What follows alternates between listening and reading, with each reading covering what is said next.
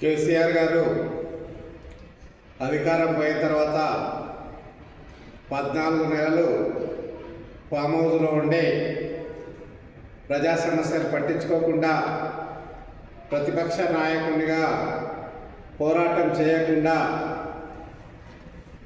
లేచొచ్చి వారి పార్టీ ఆఫీసులో మరలా తెలంగాణకు తెలుగుదేశం చంద్రబాబు నాయుడు గారు వస్తున్నారు. గతంలో 10 సంవత్సరాలు తరిమేశాం, మరలా వస్తే కూడా తరిమేదాననే విధంగా మాట్లాడడం చాలా సిగ్గుసేటు.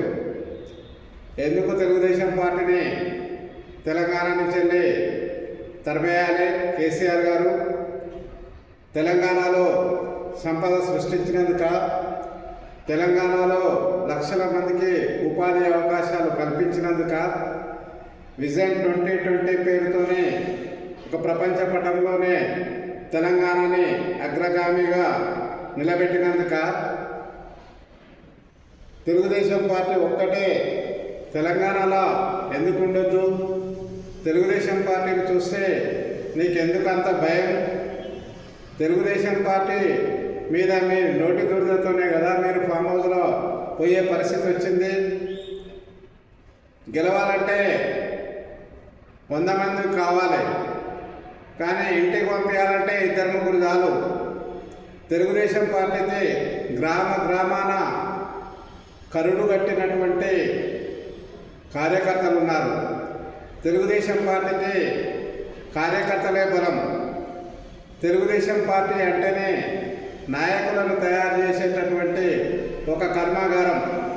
మీలాంటి నాయకులు, ఇంకా ఎలాంటి నాయకులు తెలుగుదేశం పార్టీ నుంచి వెళ్ళి పోయినా తెలుగుదేశం పార్టీకి వచ్చే నష్టం ఏం లేదు. తెలుగుదేశం పార్టీ అంటేనే ఒక విజన్.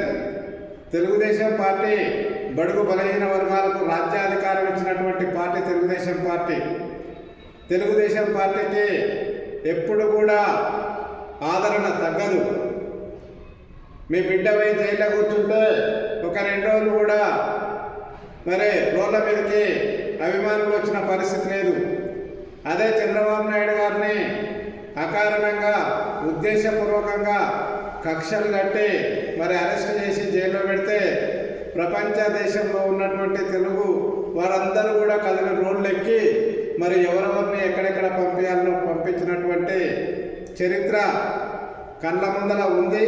నువ్వు చూసినావు, మళ్ళీ లేచి వచ్చి నువ్వు ఇట్లా మాట్లాడుతున్నావు. మీకు ఇంత జరిగినా ఇక బుద్ధి రాకుంటే ఎట్లా?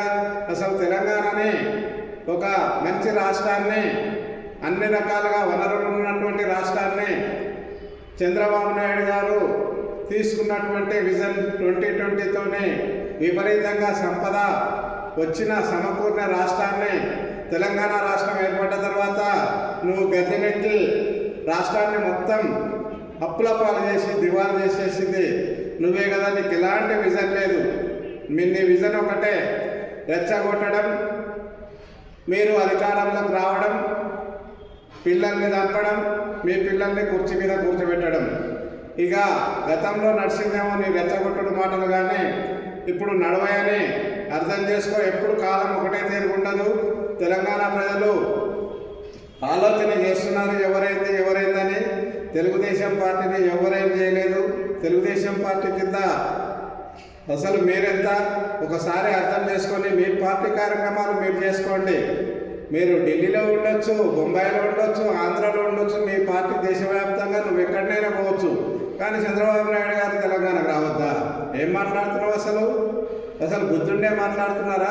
నువ్వైనా నీ తొట్టి జాగైనా ఒకసారి ఆలోచన చేసుకోవాలి. తెలుగుదేశం పార్టీ కార్యకర్తలు చూస్తూ ఏమి ఊరుకోరు. మీకు తగిన బుద్ధి చెప్పారు. ముందు రోజుల్లో కూడా ఇంకా కూడా చెప్తారని హెచ్చరిస్తున్నాం.